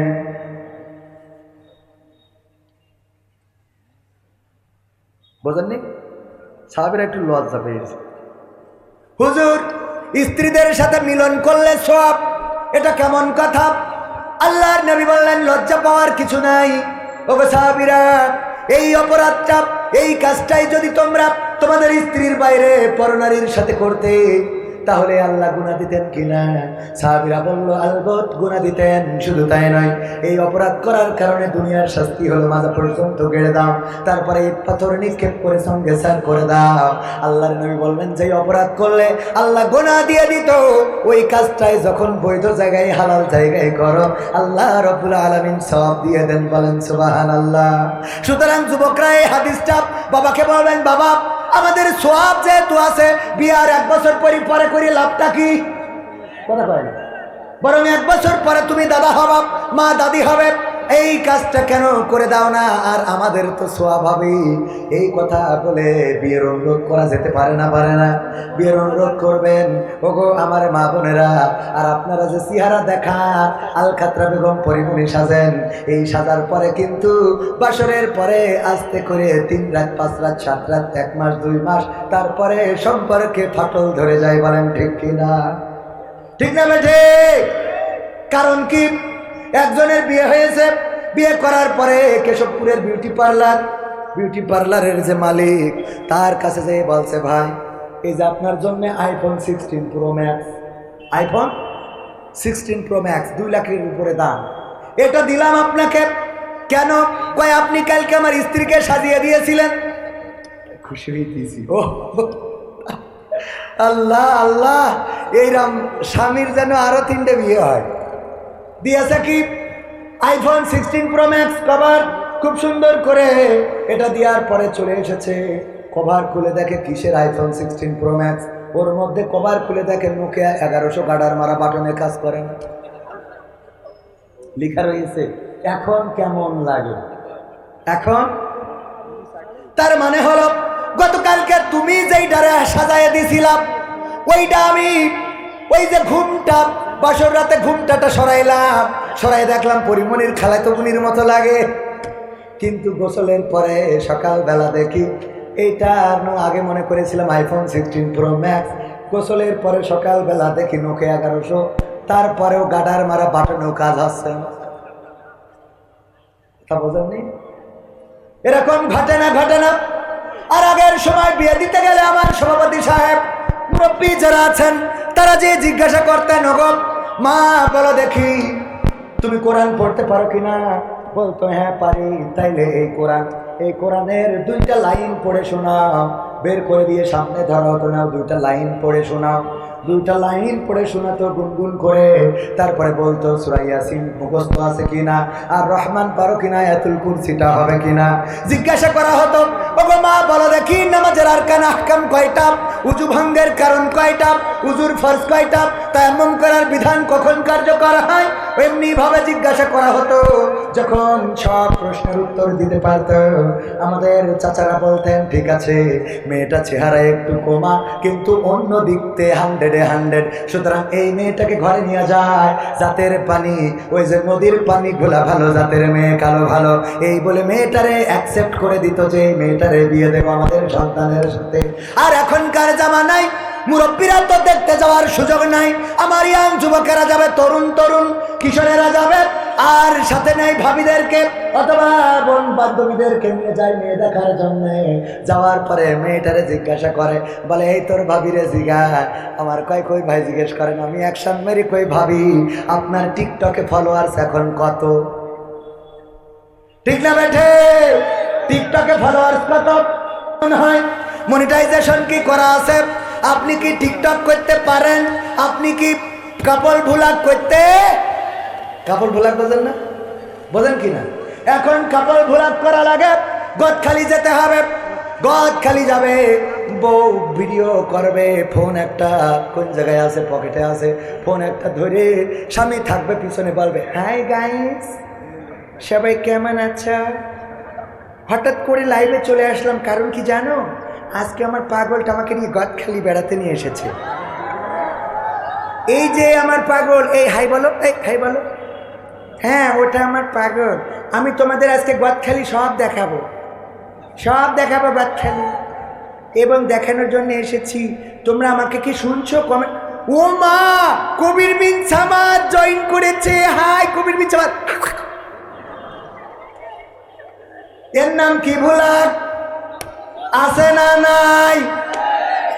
আল্লাহ বলল ঢিলা ঢালা জামা কাপড় পরার জন্য আমার মা বোনেরা বুরখা পরে পরে আবার কায়দা করে টাইট করে মাজায় বাঁধে, যে পাশার সাইজটা কত যেন মাপ নিতে পারে। নাউজুবিল্লাহ বলবেন না? তা না হলে ওকে দড়ি বাঁধতে হবে কে জন্য? আমার এটা বোঝা দিন। মাজায় দড়ি বাঁধতে হবে কোন দুঃখে? এই ঠিক বলছি, কথা না বলি তো উপায় নেই। তো ছেলেগুলো ঠান্ডা রাখতে পারছি না। ওরা এই জন্য গায়ে বোরখাওয়ালা মেয়ে আমার পাগল করিয়েছে। কারণ তুই যেভাবে বান্ধিছিস ওই বান্ধা সাইডে পর্যন্ত, আমিও তো বলছি সাইডে পর্যন্ত, আবার খাতায় লিখতে হবে। ও অসুবিধা নেই তো, ওরা সাইডে বলতো। সে তো আমি বুঝেছি, ও তো মাথার মধ্যে আসে। এন তো আর সাইল ডাইল চলবো না। এন খালি প্যাকেট নিয়ে যাবে, ওকে পকেটে বিড়ি সিগারেট যা আছে দিয়ে দেবে। ঠিক না ভাই? ঠিক এই আছে না? নাই, যাদের আছে তারা দেবেন, আমরা পেয়েছি না বলবেন। গোলাম রব্বানী ভাই বললো যার যা আছে পকেটে দিয়ে দেন প্যাকেটে। একজন 2 প্যাকেট আকিস বিড়ি দিয়েছে, দিয়ে আবার লিখে দিয়ে হুজুর আমার তো শেষ সম্বলে 2 প্যাকেট আকিস বিড়ি আজ কিনিলাম, খাইলে এইটাও নেই, আমার ঢাকাও হবে বলে মনে হয় না। তাও আমি দিছি। কারণ কি? কারণ আপনি বলেছেন যার যা আছে পকেটে দিয়ে দেন প্যাকেটে। আমি দিছি, আমার দাবি আছে। কি দাবি? 1 প্যাকেট কমিটি দেবেন আর 1 প্যাকেট আপনি বাড়ি যাওয়ার সময় গাড়িতে বসে টানবেন। বুদ্ধি আছে না নাই? গোলাম রব্বানী ভাই ঘটনা, আমার না কিন্তু। তো এই জন্যে পকেটে যা আছে প্যাকেটে দেবে। প্যাকেট নিয়ে স্বেচ্ছাসেবক খালি রেডি থাকতে কন, সাথে যদি ছোটোখাটো লাঠি থাকে তাও নিয়ে রাখতে কন। যে দেবে না ছপান করি বাড়ি বসে দেবে। তা ওয়াজ শুনবা, এত টাকাতে হুজুর নিয়ে আসি, টাকা দেবা না পাকাবো ভাই যাও। ওই যে টাকা রেডি করে গেছে, ও বিড়ি বিড়ি কি ও টাকা, ও তাও ভালো বিড়ি প্যাকেট দেখাচ্ছে। ও আমার ভাইয়েরা, বিড়ি কি খাওয়া যাবে? না, খাওয়া যাবে না। বিড়ি খাইলে মুখের এত দুর্গন্ধ হয়, এত দুর্গন্ধ দুর্গন্ধ দুর্গন্ধ। আমাদের এক স্যার, তার এক চাচা বিয়ে করেছে চাচি, ওই চাচার ঠোঁটে কোনোদিন কিস করতে দেয় নাই, আর নিজেও করে নাই। এই নিয়ে ওই আমাদের স্যারের কাছে অভিযোগ করেছে সমবয়সী স্যার। বলতেছে ভাতিজা তুই তো আমার সমবয়সী মনের কষ্টের কথা বলি, দেখ তোর চাচি আমার একটু ঠোঁটে কিস করতে দেয় না। কয় ঠিক আছে চাচির কি বলবো নাকি? কয় একটু বলছেন, যেহেতু তোর কাছে তো আমার কোনো লজ্জা শরম নেই, তুই ছোটবেলা থেকে একসাথে বড় হয়েছি। ওই স্যার আমাদের আকিস কলেজিয়েট স্কুলের টিচার, অবসরপ্রাপ্ত, বাড়ি হলো বরিশাল। বলতেছে কবির ভাই আমার চাচির যখন আমি লজ্জা ভেঙে বললাম চাচা বিয়ে করেছে, চাচা একটু চাই ঠোঁটে কিস করবে, করতে দেন না, কারণটা কি? কয় লজ্জা ভেঙে যখন বলেছে, আমি লজ্জা ভেঙে আপনার ওগো ভাতিজা তোমার বলি শোনো, তোমার চাচা বিড়ি খেয়ে মুখের দুর্গন্ধ এতটাই করে রেখেছে যে ওর পাশায় কিস করা যাবে তা ঠোঁটে না। আছে না নাই? ওর পাশা শুকা যায়, তা অন্তত মুখের কাছে মুখ নিয়া যায় না। এই দুর্গন্ধ, এত দুর্গন্ধ, যখন নামাজের সময় ইমাম বলে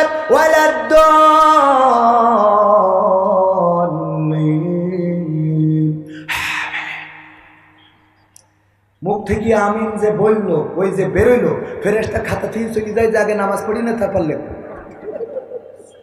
এখন লিখা হবে না, কারণ তোর আমিনে যা বের হয়েছে মুখ থেকে আর অন্তত কাঁধে বসে থাকা সম্ভব না, পরে আসবানে। এই খেয়াল করেন আপনারা, পায়খানায় যাবেন টয়লেটে, পাবলিক টয়লেটে, বোঝা যায় যে আমার আগের যে সিরিয়াল ছিল সে বিড়িখোর ছিল। এই বোঝা যায় না? যায় না? উঠেনে একটা ভালো জায়গা সেখানেও একে দুর্গন্ধ আবার বিড়ির গন্ধ, 2 রকম গন্ধে আমাদের মতো মানুষ ঢুকলি মনে হয় এর আর না বেরো, এখানেই থাকে। মনে দুঃখী না বেরোয়, মানে মনে দুঃখে আর বেরোতে, মানে অধিক শোকে পাথর, বোঝেননি? এইগুলো কি করা যাবে? না, যাবে না। আমার যুবকেরা, আমার তরুণেরা, আমার কিশোরেরা, যদি ধূমপান করে থাকো দয়া করে ধূমপানটা ছেড়ে দিতে হবে। রাজি কারা কারা? দুটি হাত দেখতে চাই। এত লোক ধূমপান করেন, সব বিড়ি করে। আমি বললাম যদি করে থাকো আগামীতে আর করবে না, হাত উঁচু করো। যারা করেন না ওদের তার হাত উঁচু করার দরকার নেই। এত বিড়ি খোর কেন? আল্লাহ কোয়ানে যাব। সত্যিকার অর্থে যারা বিড়ি খান আর খাবেন না, হাত উঁচু করেন। মনে সাহস নিয়ে যে খাই খাবো না, আজকে এই মাহফিলটা সাকসেস হোক। বিড়ি খান, খাবেন না, হাত উঁচু করেন। 1 জন, 2 জন, 3 জন, 4 জন, আর 5 জন, 6 জন, 7 জন, আর 8 জন, অন্তত 10 জন হবে না যে বিড়ি ছেড়ে দেব? হয়ে গেছে মনে হয়। এক এক করে উঠেছেন, আলহামদুলিল্লাহ। সাহস করে যারা উঠিয়েছেন, সাহস করে যারা হাত উঠিয়েছেন, আল্লাহর কসম করে বলি সারাটা ওয়াজ যদি কাজে না লেগে থাকে, সারাটা ওয়াজ যদি কোনো সওয়াব না হয়ে থাকে, এই যে 10 জন বিড়ি খাওয়ার সিদ্ধান্ত নিয়েছেন, আমি মনে করি এটাই সফলতা।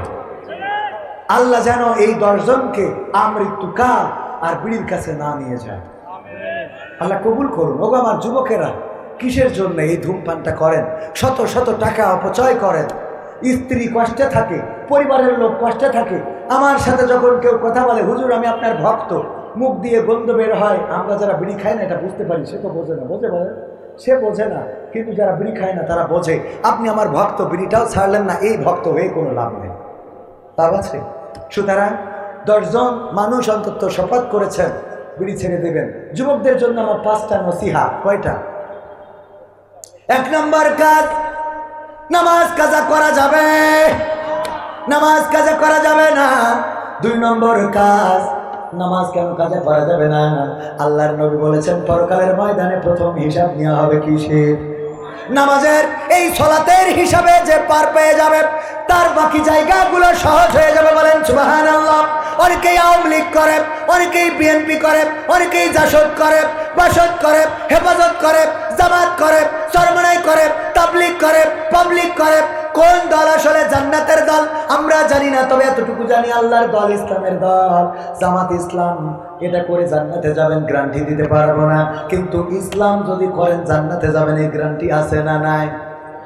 ইসলাম করলে জান্নাতে যাবেন গ্যারান্টি দেব, কিন্তু জামাত ইসলাম করবেন, হেফাজতে ইসলাম করবেন, আওয়ামী ইসলাম করবেন, বিএনপি ইসলাম করবেন, তাবলিগি ইসলাম করবেন, চরমনাই ইসলাম করবেন, এটা দিয়ে জান্নাতে যাবেন গ্যারান্টি দিতে পারবো না।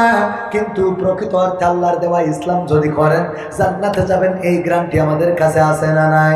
কারণ আল্লাহ বলেছে ইন্নাদ-দীনা ইনদাল্লাহিল ইসলাম, নিশ্চয় আমার পছন্দের মনোনীত দিন, ধর্ম, পথ চলার রাস্তা হলো ইসলাম। যারা ইসলাম মোতাবেক চলে, আল্লাহর আইন অনুসারেই তারা চলে, আর তাদের জন্য আল্লাহর জান্নাত। বলেন সুবহানাল্লাহ। সেই আল্লাহর জান্নাত যদি পেতে হয় ইসলাম মানার দরকার। ইসলামের স্তম্ভ কয়টা? সবাই বলেন কয়টা? জোরে বলেন কয়টা? আমাদের মধ্যে অনেকেই আছে ইসলামের স্তম্ভ কয়টা জানে না, উজুর ফরজ কয়টা জানে না, নামাজের আরকান আহকাম কয়টা জানে না, উজু ভঙ্গের কারণ কয়টা জানে না, ঈমান ভঙ্গের কারণ কি কি জানে না। ওগো আমার ভাইরা, এইগুলো কমন জানার দরকার আছে না নাই? ইসলামের স্তম্ভ 5টা, একজন কয় 2টা। আমি বললাম কি কয়? মা বাবার খেদমত আর বিয়ে করা। ইসলামের স্তম্ভের মধ্যে ও কোনে পেয়েছে আল্লাহ সেই ভালো জানে। মা বাবার খেদমত আর বিয়ে করা। আমি বললাম যাক, আগেরটা থাক আর না থাক, পরেরটা ঠিক রেখে। ও আমার ভাইরা, তাইলে ইসলামের স্তম্ভ 5টা, তার মধ্যে প্রথম কি? হ্যাঁ, কেউ কয় নামাজ, কেউ কয় কালেমা। কালেমা অনেকেই নামাজ বুঝা হজ যাকাত বলি আর 5 নম্বর খুঁজে পায় না।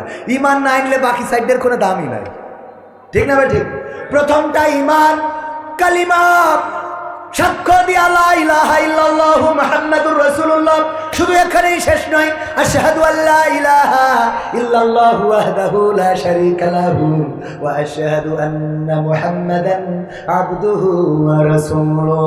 আল্লাহর কাছে সাক্ষ্য দেও আল্লাহ তুমি ছাড়া কোনো ইলাহ নেই, মুহাম্মদ তোমার প্রেরিত বান্দা এবং রাসূল।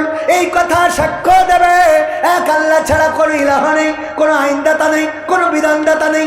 আল্লাহর পরে ঈমান আনার পরে 2 নম্বর কাজ নামাজ, 3 নম্বর কাজ নামাজের পরে কি? নামাজের পরে মোটেও রোজা না। নামাজের পরে যাকাত, নামাজের পরে কি?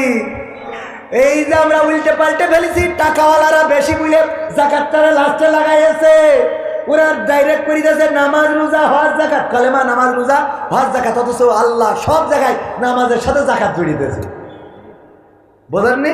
তাহলে আপনি জাকাতরে ও পিছনে নিয়ে গেলেন কোন দুঃখী, অথচ আমরা নামাজের পরে রোজা, রোজার পরে রোজার কথা কুরআনে একটা আয়াত সূরা বাকারার 183 নম্বর আয়াত, ইয়া আইয়ুহাল্লাযীনা আমানু কুতিবা আলাইকুমুস সিয়াম কামা কুতিবা আলাল্লাযীনা মিন ক্বাবলিকুম লাআল্লাকুম তাত্তাকুন। ভাইয়ের আমার, তো সুতরাং নামাজের পরে কোনটা? যাকাত। তারপরে কোনটা? জাকাতের পরে রোজা, তারপরে হজ। হজ হলো লাস্টে, আপনি থাকলে করবেন, না থাকলে নাই। এবার আসুন, 5টা কাজ দিতে চেয়েছি, দেবো 5টা কাজ যুবকদের? দেবো, কিন্তু 5টা কাজের আগে একটা তো দিয়েই ফেলেছি, আর বাকি আছে কয়টা? একটা কাজ।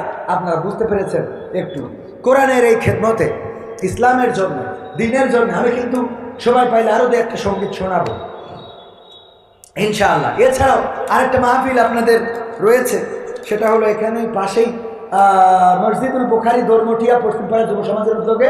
এটাও দিনের বেলায় হবে, 6ষ্ঠ বার্ষিক। তারিখ কত যেন? 6 ফাল্গুন, 19শে ফেব্রুয়ারি। কত ফেব্রুয়ারি? 19শে ফেব্রুয়ারি। আল্লামা সাদিকুর রহমান আল আজহারি থাকবেন এবং আমিও থাকবো ইনশাআল্লাহ। তো এই দিন আপনারা আসবেন, 19 তারিখ দোরমটিয়া, মনে থাকবে? ওই দিন চেষ্টা করব আরও একটু বেশি করে বলার বা শোনানোর জন্য।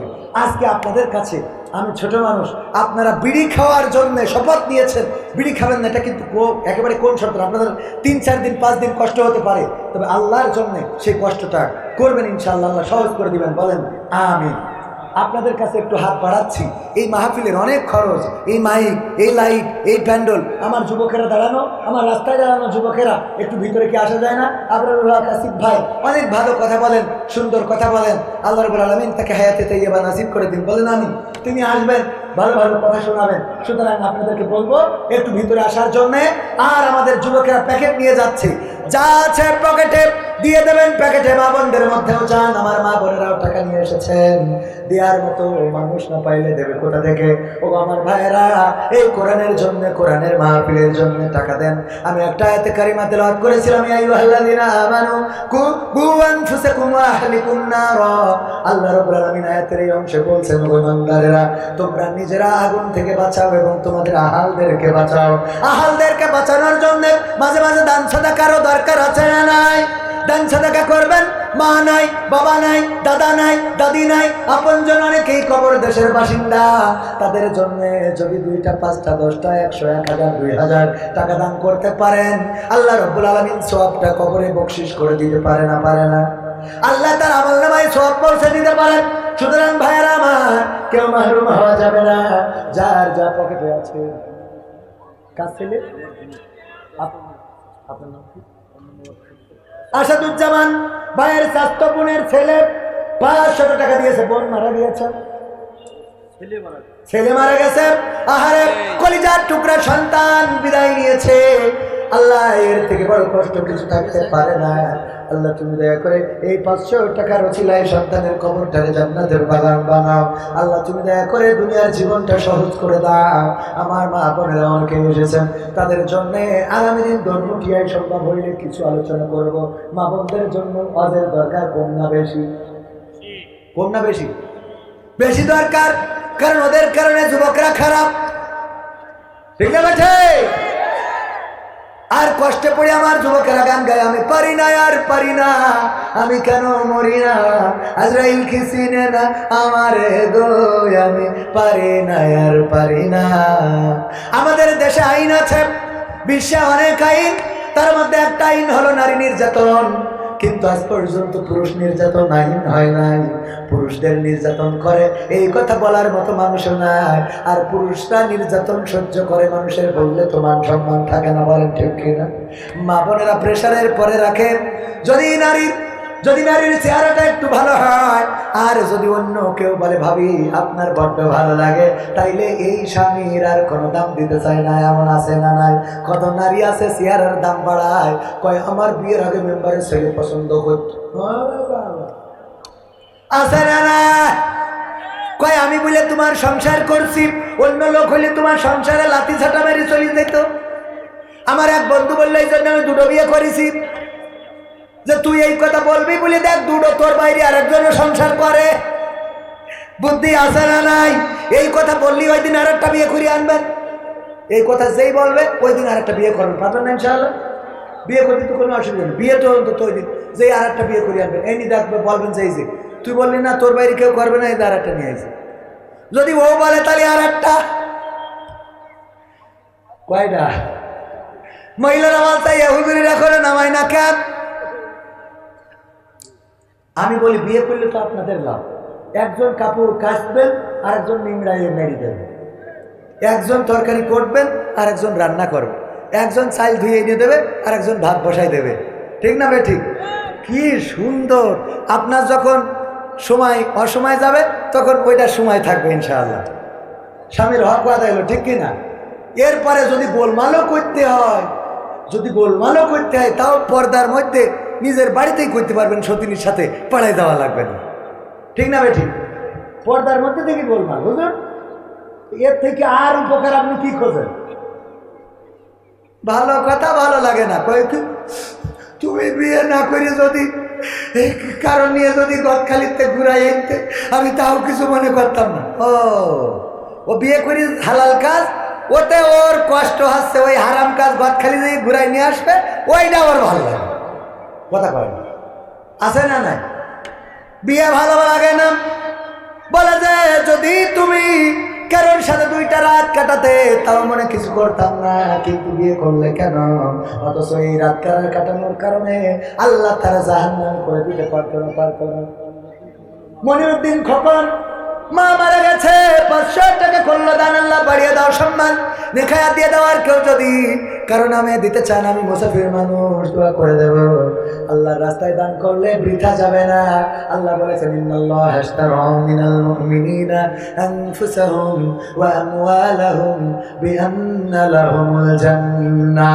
আমার আল্লাহ বলছেন, ওগো বান্দারা, তোমরা যে মাল দাও এবং তোমরা যে জান দাও আমার রাস্তায়, এই জান এবং মালের বিনিময়ে আমি তোমাদের কাছে আমার জান্নাতটা বিক্রয় করে দিই। জোরে জোরে বলেন সুবহানাল্লাহ। সুবহানাল্লাহ বলা যাবে না? বলেন সুবহানাল্লাহ।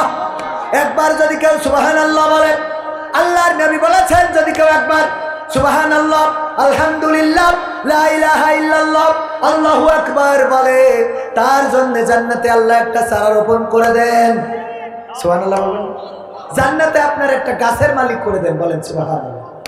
আল্লাহর নবী বললেন শুধু তাই নয়, সাহাবীরা শোনো, যদি কেউ একবার সুবহানাল্লাহ বলে, আল্লাহ রাব্বুল আলামিন এই একবার সুবহানাল্লাহ বলার কারণে তার দুনিয়ায় যত ফাঁকা জায়গা আছে সব ফাঁকা জায়গার সমপরিমাণ সওয়াব আমলনামায় লিখে দেন, বলেন সুবহানাল্লাহ। এরপরেও সুবহানাল্লাহ বলতে কার্পণ্য বোধ হয়, আল্লাহর নাম নিতে কার্পণ্য বোধ হয়, এমন মানুষ আছে না নাই? আল্লাহর নাম নিতে কার্পণ্য করবেন না, জিকির করবেন, আল্লাহকে ডাকবেন। আল্লাহ বলেছেন ফাযকুরুনি আযকুরকুম ওয়াশকুরুলি ওয়ালা তাকফুরুন, তোমরা আমাকে স্মরণ করো আমিও তোমাদেরকে স্মরণ করব, আর আমার নিয়ামত খেয়ে অকৃতজ্ঞ হইও না। কথাটা কার? সবাই বলেন, কথাটা কার?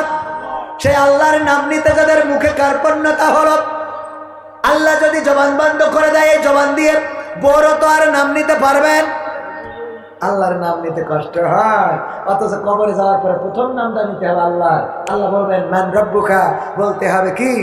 রব্বি আল্লাহ। এই আল্লাহ নাম নিতে চায় না, আল্লাহকে ডাকতে চায় না, বিপদে পড়লে ও মা গো, আগে মাকে ডাকে, আগে বাবাকে ডাকে, বিপদে পড়লে ফোন ধরায় বন্ধুর কাছে, ফোন ধরায় ওসির কাছে, ডিসির কাছে, নেতার কাছে, কিন্তু ফোনটা যদি আল্লাহর কাছে ধরাইতো, যেমন করে ধরাইছিলেন ইউনূস আলাইহিস সালাম, যখন বিপদে পড়ে গেলেন কল করলেন কার কাছে? কার কাছে? আল্লাহর নাম নিতে কষ্ট না?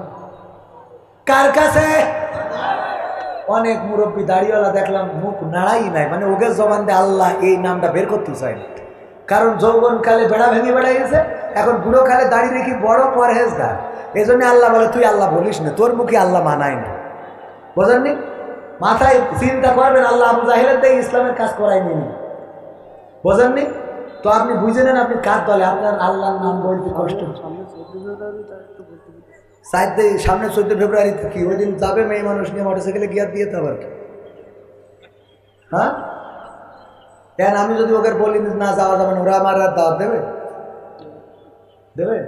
হ্যাঁ তাহলে বলি, আজকালকের ছেলেরা বই নিয়ে আর বসে না, ও বাবা গুগলে সার্চ করিয়া পড়ি। ওরে কালের মেয়েরা কোরআন হাদিস ধরে না, এখনকার মা বোনেরা এই কোরআন পড়ে না, ও আল্লাহ টিকটকে ভিডিও ওরা করে। আজকালকের ছেলেরা বই নিয়ে আর বসে না, গুগলে সার্চ করিয়া পড়ি। আগের সময় প্রেম করিলে মুরব্বীরা বলতো পাইছ কি, এখন বলে শখ করিয়া বাবু তুমি খাইছ কি? ঠিক না বেঠে? বাবু তোমাকে খাইয়াছা সেনা পাখি না, ও খাইনি, ও তো বুড়ো ধাড়ি হওয়ার পরে এখন বাবু বলা লাগে। এখন বাবু যেহেতু বলেছো, ও তো খায় না, ওর মুখে ফিডার ধরতে হবে। কি ধরতে হবে?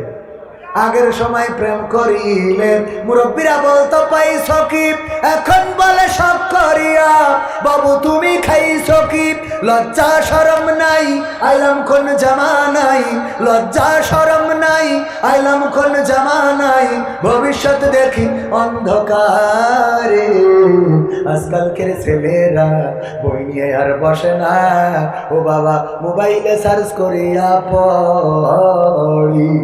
নতুন করে হয়েছে চালু এখন আবার কন্টেন্ট, পরিচয় করাই দেখি এই আমার বয়ফ্রেন্ড। কথা কয় বয়ফ্রেন্ড অথবা গার্লফ্রেন্ড পরিচয় করা এমন আছে না নাই? মেয়েরা বাড়িতে নিয়ে আসে হঠাৎ করে বেগানা পুরুষ, মা জিজ্ঞাসা করে সাথে নিয়ে আসছো এটা কি? কোনোদিন তো দেখি নাই। আম্মা আম্মা আমি 3 বছর ধরে ওর সাথে বেলাইন মারতেছি। কি লাইন মারতেছি? লাইন মানে তো ভালো, বেলাইন মানে কি? খারাপ লাইন মারতেছে। আল্লাহ, তো কোনোদিন বলি না আম্মা, আমি হয়তো ফোনে কথা বলি তো আজকে তোমার কাছে এনেছি আম্মা, আমি ওরে ছাড়া তো কাউকে বিয়ে করতে যাই। ওর তো সিয়ারা সিরি মনে আছে তো 5 গাঞ্জা টানে। আম্মা গাঞ্জা না খাইলে ও এনার্জি পায় না। ঠিক আছে, তো তোর আব্বা তো এর সাথে দিলেন না। আম্মা তুমি বলো না কি করবো? এক কাজ কর, তোর খালাবাড়ি নিয়ে চলি যা, নিয়ে চলি যা। তোর আব্বা এর সাথে জীবনে দেবে না, তোর আব্বার আমি কন্ট্রোল করার দরকার আমি করবান, তুই নিয়েতে ভাগ। তোর খালার আমি ফোন করে বলি রাখবেন, পাঠাই দিয়ে এইবার যখন আব্বা বাড়ি আস, ওরে বাবা কি জন্ম দে তুই যা। ও আল্লাহ আল্লাহ তুমি কি জন্ম দিছাও রে? ও আল্লাহ আল্লাহ আমার মুখি শুন এ কালি লাগায় করে গেল। ওর অভিনয়ের কাছে শেখ হাসিনাও ফেল, ঠিক না বেটে? ও গাঞ্জা খোরের সাথে পাঠাই দিয়ে আবার কয় কি জন্ম দে তুই যাবো 10 মিনিট আর তুই 25 বছর ধরে এই করবি? কথা কয় না। আর কত বলবো, মা বোনেরা একটু মেয়ের খেয়াল রাখেন। শুক্রবারে যদি ক্রসিং করতে যায় একটু খেয়াল রেখে, ক্রসিং করতে লিপস্টিক মেখে যাচ্ছে কিনা। ও লিপস্টিক মেখে আলতা আইলা শাইলা বাইলা মেখে গেলি বলবেন যে ও ক্রসিং না, ও কিন্তু অন্য কিছু কি যাচ্ছে। কথা কয় না। আর ওইগুলো তো আবার গর্ববোধ করে আমার মেয়ে। হ্যাঁ, আবার পর্দা করে, বুরখা পরে দাদি কিরা বুরখা, ও চলে ভাস পড়ে গেছে, দাঁত একটাও নেই। যদি বলে কেশবপুর যাবো, বাসে উঠে জিজ্ঞেস করে চাষি কনে কনে যাবে, কনে জিজ্ঞেস করে কনে যাবে না দাদি,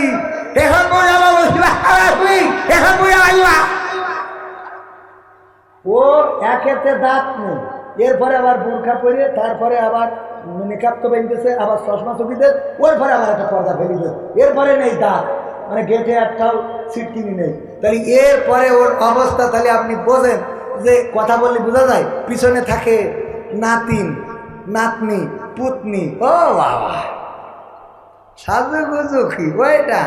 হ্যাঁ, পিছন থেকে শিখে আরে বলছে বুঝতে পারছেন না কেশবপুর নামবে, ঠিক না বে ঠিক? কারণ ওইটা যেইটা দেখে যুবকরা নষ্ট হওয়ার কথা সেইটারে পর্দা করে না, পর্দা করে যার দিকে কুত্তাও তাকাবে না। কথা কয় না, ঠিক না বেঠে? ওইটারে পদ্মা না করি এইটারে, ওরে বাবা কি বান্দা বান্ধে। বান্দার দরকার যেটা সেইটা বান, দেখার দরকার যেটা সেইটা বান। ও মা না ওইটা, এই জন্য এইগুলো মাথায় রাখতে হবে। আল্লাহ হেদায়েত করে দিন, বলেন আমিন।